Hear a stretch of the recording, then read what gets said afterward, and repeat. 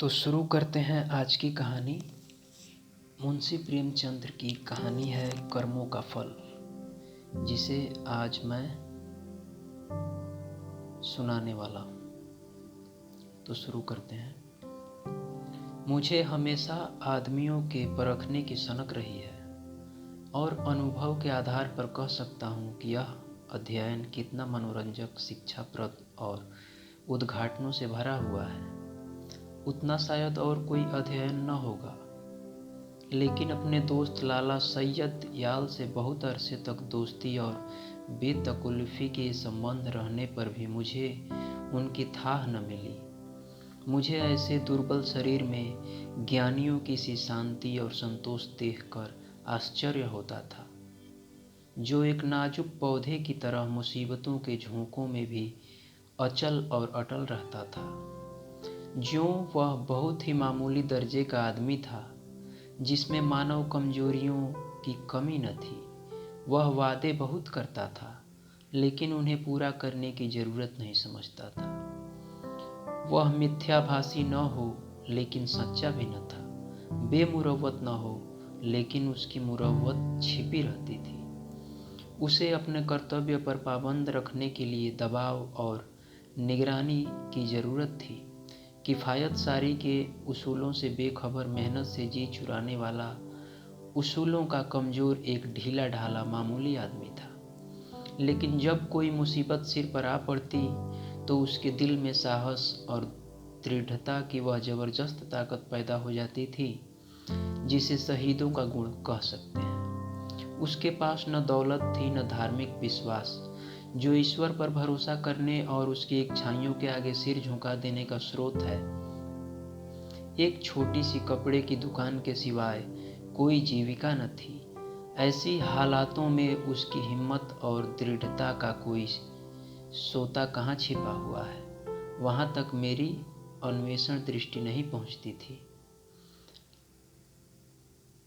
बाप के मरते ही मुसीबतों ने उस पर छापा मारा। कुछ थोड़ा सा कर्ज विरासत में मिला, जिसमें बराबर बढ़ते रहने की आश्चर्यजनक शक्ति छिपी हुई थी। बेचारे ने अभी बरसी से छुटकारा नहीं पाया था कि महाजन ने नालिश की और अदालत के तिलस्म अहाते में पहुंचते ही यह छोटी सी हस्ती इस तरह फूली जिस तरह मशक फलती है। डिगरी हुई। जो कुछ जमा जत्था थी, बर्तन भांडे हाड़ी तवा, उसके गहरे पेट में समा गए। मकान भी न बचा। बेचारे मुसीबतों के मारे सैयद याल का अब कहीं ठिकाना न था। कौड़ी कौड़ी को मोहताज, न कहीं घर न बार। कई कई दिन फाके से गुजर जाते। अपनी तो खैर उन्हें जरा भी फिक्र न थी, लेकिन बीवी थी, 2-3 बच्चे थे, उनके लिए तो कोई न कोई फिक्र करनी पड़ती थी। कुनबे का साथ और यह बेसरो समाने बड़ा दर्दनाक दृश्य था। शहर से बाहर एक पेड़ की छाह में यह आदमी अपनी मुसीबत के दिन काट रहा था। सारे दिन बाजारों की खाक छानता। मैंने एक बार उस रेलवे स्टेशन पर देखा। उसके सिर पर एक भारी बोझ था। उसका नाजुक सुख सुविधा में पला हुआ शरीर पसीना पसीना हो रहा था। पैर मुश्किल से उठते थे, दम फूल रहा था, लेकिन चेहरे से मर्दाना हिम्मत और मजबूत इरादे की रोशनी टपकती थी। चेहरे से पूर्ण संतोष झलक रहा था। उसके चेहरे पर ऐसा इत्मीनान था कि जैसे यही उसका बाप दादों का पेशा है। मैं हैरत से उसका मुंह ताकता रह गया। दुख में हमदर्दी दिखलाने की हिम्मत न हुई। कई महीने तक यही कैफियत रही। आखिरकार उसकी हिम्मत और सहन शक्ति उसे इस कठिन दुर्गम घाटी से बाहर निकाल लाई। थोड़े ही दिनों के बाद मुसीबतों ने फिर उस पर हमला किया। ईश्वर ऐसा दिन दुश्मन को भी न दिखलाए। मैं 1 महीने के लिए बम्बई चला गया था। वहाँ से लौटकर उससे मिलने गया। वह दृश्य याद करके आज भी रोंगटे खड़े हो जाते हैं और दिल डर से कांप उठता है। सुबह का वक्त था। मैंने दरवाजे पर आवाज़ दी और हमेशा की तरह बेतकल्लुफ़ अंदर चला गया, मगर वहाँ सैयद याल का वह हंसमुख चेहरा, जिस पर मर्दाना हिम्मत की ताजगी झलकती थी, नज़र न आया। मैं 1 महीने के बाद उसके घर जाऊं और वह आंखों से रोते लिए होठों से हंसते दौड़कर मेरे गले न लिपट जाए, जरूर कोई आफत है। उसकी बीवी सिर झुकाए आई और मुझे उसके कमरे में ले गई। मेरा दिल बैठ गया। सैयदयाल एक चारपाई पर मैले कुचैले कपड़े लपेटे आंखें बंद किए पड़ा दर्द से कराह रहा था। जिस्म और बिछौने पर मक्खियों के गुच्छे बैठे हुए थे। आहट पाते ही उसने मेरी तरफ देखा। मेरे जिगर के टुकड़े हो गए, हड्डियों का ढांचा रह गया था। दुर्बलता की इससे ज़्यादा सच्ची और करुण तस्वीर नहीं हो सकती। उसकी बीवी ने मेरी तरफ निराशा भरी आंखों से देखा। मेरे आंसू भर आए। उस सिमटे हुए ढांचे में बीमारी को भी मुश्किल से जगह मिलती होगी। जिंदगी का क्या जिक्र। आखिर मैंने धीरे पुकारा। आवाज़ सुनते ही वह बड़ी बड़ी आंखें खुल गई, लेकिन उनमें पीड़ा और शोक के आंसू न थे। संतोष और ईश्वर पर भरोसे की रोशनी थी। और वह पीला चेहरा, वह गंभीर संतोष का मौन चित्र, वह संतोषमय संकल्प की सजीव स्मृति। उसके पीलेपन में मर्दाना हिम्मत की लाली झलकती थी। मैं उसकी सूरत देखकर घबरा गया।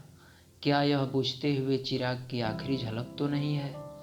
मेरी सहमी हुई सूरत देखकर वह मुस्कुराया और बहुत धीमी आवाज में बोला, तुम ऐसे उदास क्यों हो? यह सब मेरे कर्मों का फल है। मगर कुछ अजब बदकिस्मत आदमी था। मुसीबतों को उससे कुछ खास मोहब्बत थी। किसे उम्मीद थी कि वह उस प्राणघातक रोग से मुक्ति पाएगा? डॉक्टरों ने भी जवाब दे दिया था। मौत के मुंह से निकल आया। अगर भविष्य का जरा भी ज्ञान होता तो सबसे पहले मैं उसे जहर दे देता। आह, उस शोकपूर्ण घटना को याद करके कलेजा मुंह को आता है।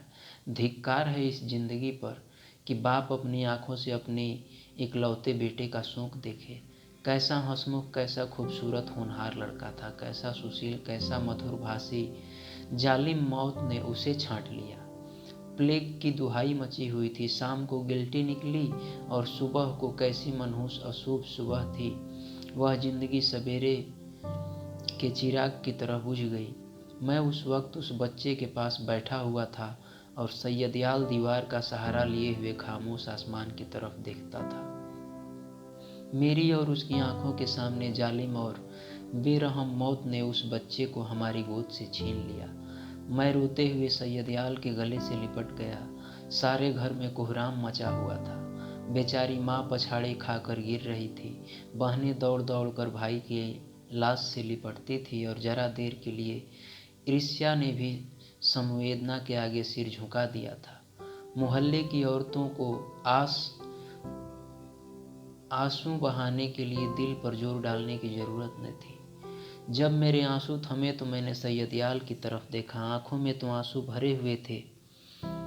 संतोष का आंखों पर कोई बस नहीं, लेकिन चेहरे पर मर्दाना दृढ़ता और समर्पण का रंग स्पष्ट था। इस दुख की बाढ़ और तूफानों में भी शांति की नया उसके दिल को डूबने से मचाए हुए थी।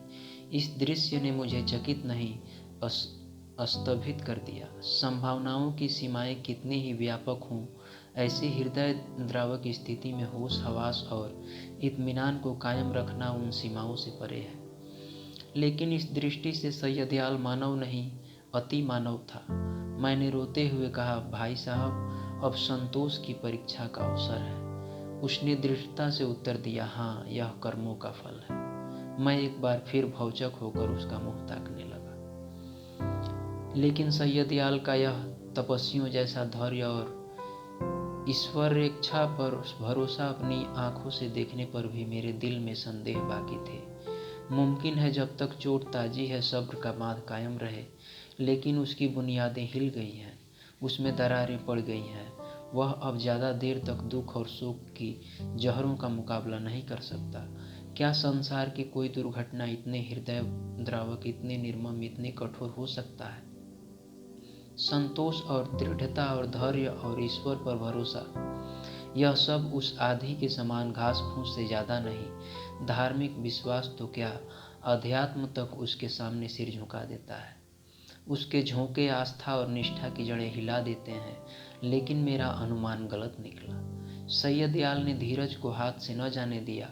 वह बदस्तूर जिंदगी में कामों में लग गया। दोस्तों की मुलाकातें और नदी के किनारे की सैर, और तफरीह और मेलों की चहल पहल, इन दिलचस्पियों में उसके दिल को खींचने की ताकत अब भी बाकी थी।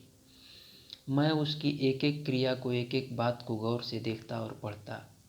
मैंने दोस्ती के नियम कायदों को भुलाकर उसे उस हालत में देखा जहाँ उसके विचारों के सिवा और कोई न था, लेकिन उस हालत में भी उसके चेहरे पर वही पुरुषोचित धैर्य था और शिकवे शिकायत का एक शब्द भी उसकी जबान पर नहीं आया। इसी बीच मेरी छोटी लड़की चंद्रमुखी निमोनिया की भेंट चढ़ गई। दिन के धंधे से फुर्सत पाकर जब मैं घर पर आता और उसे प्यार से गोद में उठा लेता, तो मेरे हृदय को जो आनंद और आत्मिक शक्ति मिलती थी, उसे शब्दों में नहीं व्यक्त कर सकता। उसकी अदाएं सिर्फ दिल को लुभाने वाली नहीं, गम को भुलाने वाली हैं। जिस वक्त वह हुमक कर मेरी गोद में आती, तो मुझे तीनों लोक की संपत्ति मिल जाती थी। उसकी शरारतें कितनी मनमोहक थीं। अब हुक्के में मज़ा नहीं रहा, कोई चिलम को गिराने वाला नहीं, खाने में मज़ा नहीं आता, कोई थाली के पास बैठा हुआ उस पर हमला करने वाला नहीं। मैं उसकी लाश को गोद में लिए बिलख बिलख पर रो रहा था। यही जी चाहता था कि अपनी ज़िंदगी का खात्मा कर दूं। यकायक मैंने सैयदयाल को आते देखा। मैंने फौरन आंसू पोंछ डाले और उस नन्ही सी जान को ज़मीन पर लिटाकर बाहर निकल आया। उस धैर्य और संतोष के देवता ने मेरी तरफ संवेदनशील की आंखों से देखा और मेरे गले से लिपट कर रोने लगा। मैंने कभी उसे इस तरह चीखें मारकर रोते नहीं देखा। रोते रोते उसी हिचकियां बंध गई। बेचैनी से बेसुध और बेहार हो गया। यह वही आदमी है जिसका इकलौता बेटा मरा और माथे पर बल नहीं आया। यह काया पलट क्यों? इस शोकपूर्ण घटना के कई दिन बाद जबकि दुखी दिल संभलने लगा, एक रोज़ हम दोनों नदी की सैर को गए।